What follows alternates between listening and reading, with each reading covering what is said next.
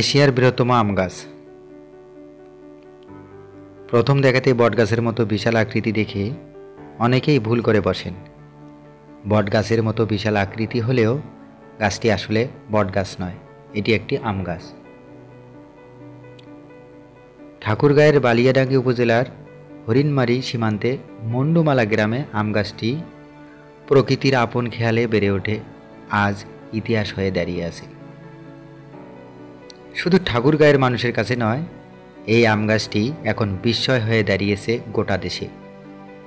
গাছের মূল থেকে ডালপালাকে আলাদা করে দেখাতে চাইলে রীতিমতো ভাবতে হয়।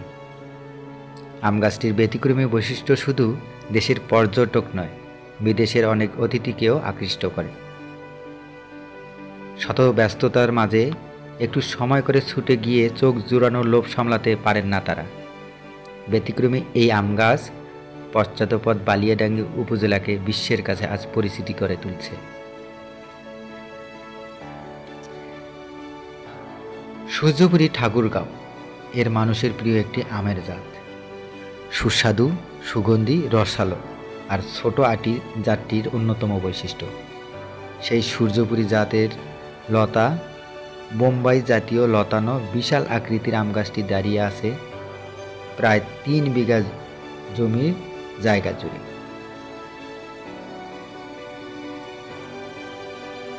উনিশটি শাখা বা ডাল রয়েছে।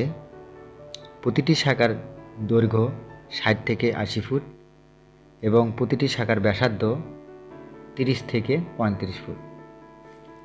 মোট শাখা বা ডাল রয়েছে 19টি। প্রতিটি শাখা বা ডাল এতই মোটা যে অনায়াসে হাঁটাচলা করা যায় এর উপর দিয়ে। বর্তমানে এর মালিক উত্তরাধিকার সূত্রে পাওয়া মোহাম্মদ সাইদুর রহমান মোল্লা এবং মোহাম্মদ নূর হোসেন। প্রতি বছর এই আম গাছটি থেকে 80 থেকে 90 মণ আম পাওয়া যায়, যার বাজার আনুমানিক মূল্য 1 লাখ টাকারও কম নয়। স্থানীয়দের কাছে এই আম গাছের ইতিহাস অনেক পুরনো। মাটি আঁকড়ে থাকা মোটা ডালপালাগুলো দেখে অনেকেই গাছটির বয়স অনুমান করতে চেষ্টা করেন। কেউ বলেন 150 বছর, আবার কেউ বলেন 250 বছর। তবে এলাকার বয়োজ্যেষ্ঠরাও গাছটির বয়স কত তা সঠিকভাবে বলতে পারেন না। তারাও বলেন কোনো সময় আম গাছটি লাগানো হয়েছে তা জানা নেই। প্রাচীন এই গাছটি সম্পর্কে তারা জানেন তাদের বাপদাদার কাছ থেকে। তারা আরও জানান এই আম গাছের চারা থেকে পাশে কয়েকটি গাছ লাগানো হয়েছিল। 15 বছর পর সেটাও একইভাবে ডালপালা মাটির দিকে নুয়ে পড়েছে। 15 বছর আগে লাগানো আম গাছটির আকৃতি দেখে সহজেই মূল গাছটির বয়স অনুমান করা যায়। গাছটির বয়স 200 বছরেরও কম নয়।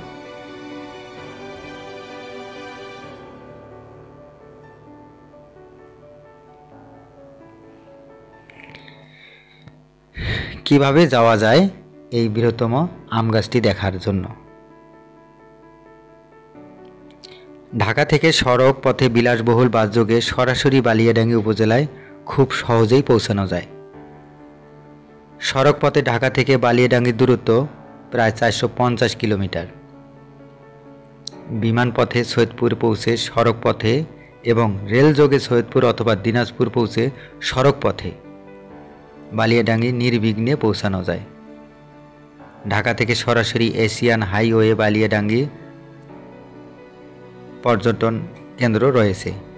বালিয়াডাঙ্গি উপজেলায় অধিকাংশ মূল সড়ক পাকা হলেও আনাচে কানাচে কাঁচা সড়ক পরিলক্ষিত হয়। বেলে মাটি হওয়ায় বর্ষার মৌসুমে কাঁচা সড়ক চলাচলের উপযোগী থাকে। বালিয়াডাঙ্গি হয়ে ডাঙ্গি বাজার দিয়ে অথবা লাহিড়ী বাজার দিয়ে অথবা চৌরাস্তা দিয়ে ভ্যান, বাস, মিশুক দিয়ে এই 200 বছরের ঐতিহ্যবাহী সূর্যপুরী আম গাছ পরিদর্শন করা যাবে।